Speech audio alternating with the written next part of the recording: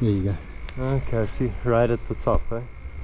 We thought this would be a simple little bee removal from a patio couch. We cut it open, vacuumed the bees, and suddenly the whole colony vanished. In my experience, when African honeybees disappear mid-removal, it usually means I've missed something important. So in this video, I'll show you how we track them down inside this couch and what I changed during our transfer to make sure that that colony actually stays in their new hive. Okay, got an interesting removal tonight. Yeah, that's what we're removing the bees from. This couch sitting here on the patio. There's a bolt down here with a little river, a stream in it, and the bees, as far as we know, are sitting in this corner. I'm at a home in the Rampart Ridge area in Johannesburg, and these bees have moved into the frame of this outdoor couch. We see this quite often where furniture has been put outside to be used, and the cavity is just the ideal space for small swarms early on. It's warm, it's protected, and to be honest with you, completely annoying for the humans that are trying to use the furniture. Before we start cutting and vacuuming, I want to get this couch out into a safe open space where we can work without the bees going amok on the patio and running down underneath it and up the walls. With Scutellata, once you start opening their nest, things can get very active very quickly. I could smell them when I was carrying them. They've got a unique smell. I was actually saying to Ethan the other day, there's no other smell like it. We're using a thermal camera here to pinpoint exactly inside the couch where the brood cluster is. The hottest point usually lines up with the densest part of the nest, and in the experience that we have with this, it helps us make smaller cuts more accurate and to get onto the nest easier, and to also plan how we're going to approach the removal. There you go. Okay, I see. Right at the top, eh? Just here. Yeah. I'm just gonna feel for where it's soft. Okay, gets a bit more.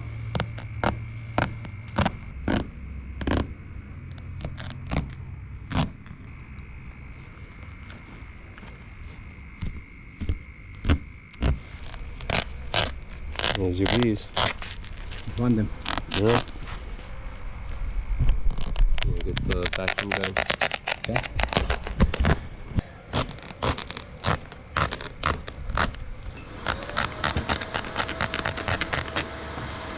Oh, quite a decent amount of bees, eh? Yeah. Yeah, it's quite big. Yeah. They build quick. This is probably about, I'd say, a week and a half, 2 weeks. But it also comes down to how big the swarm was when they arrived. We've got some decent brood here, so this colony hasn't been here long, maybe a couple of weeks. We're vacuuming the bees rather than scooping them by hand because this couch has many little gaps and cavities that the bees can run away into. And in my experience, they love to disappear into every corner when you disturb them. Seems like a random. I have vacuumed up a lot, but a lot of them are hiding behind the comb.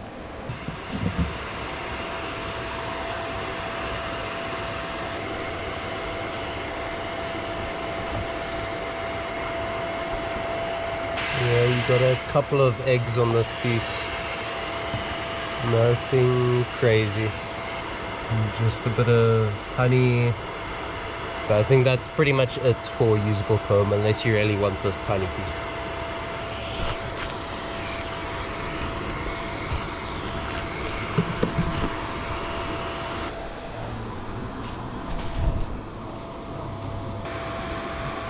Yeah, he's quite lucky now. Is it? Yeah. And then to the left is the front. Yeah. Yeah. Yeah, that side is nothing, but then you can't see past that front. Yeah, this middle beam. I think there's a bunch behind it. I wonder if we must just smoke.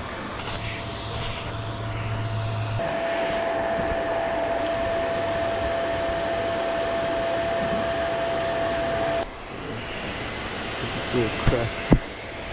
There's quite a few bees in there, yeah. We eventually find them packed in this tiny corner behind a wooden block and a wooden plank. This is classic couch removal behavior. As soon as the nest is disturbed, the queen runs deeper into the safest cavity she can find, and this is exactly why we couldn't have done this job by hand. There are just too many little cracks and crevices that the bees could hide in. I thought they disappeared quickly and I wondered where the hell did they go? Yeah, so I knew I got a lot, but I was like, I didn't get a lot. I know that. That's why when we shined, it was so hot still. Oh, at the back there, you can see at the back. Yeah, I'm avoiding there at the moment.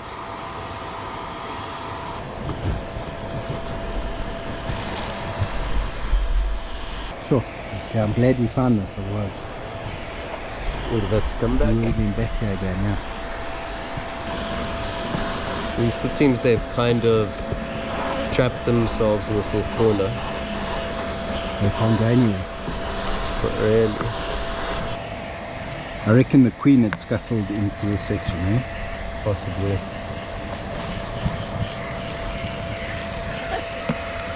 You just hear all of them going through, eh? Yeah, and then they all followed her.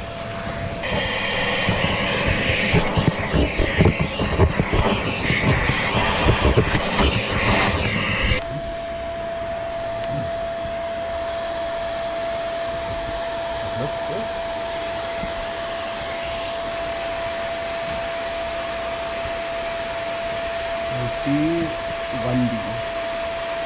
One down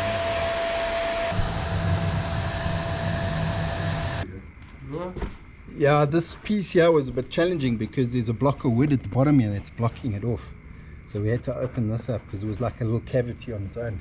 Oh, okay. Yeah. And they had all like run in there. Serious? Yeah. So there's just a little hole in the top corner on this side, so they all went in there. But at least we found it, otherwise. Yeah, we would have had to come back. Yeah. Once we've got the bees and the brood out, I don't just close things up and leave.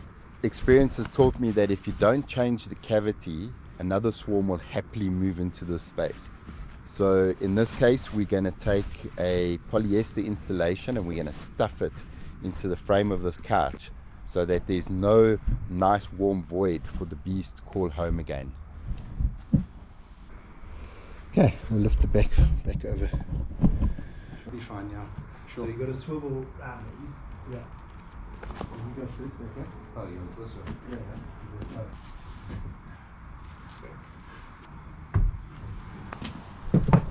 Right, we're back at the apiary now and I'm putting this colony into a 6-frame catch box with the comb that we took from the nest that we've just removed. Don't think we need the smoker going. Just gonna do it without. My dad's just making a sugar solution for these guys, just to make sure that they stay.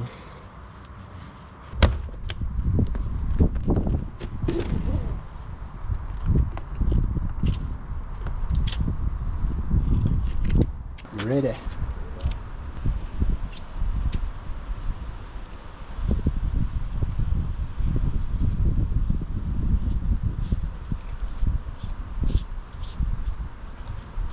Okay, no bumps.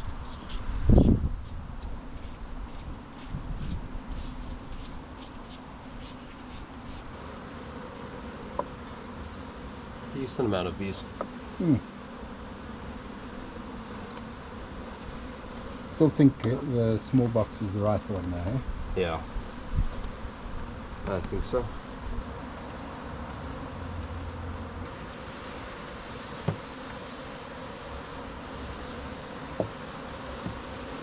What we're going to do now, which hopefully is going to work better for me, is to give them a feeder frame and some time to settle and rebuild.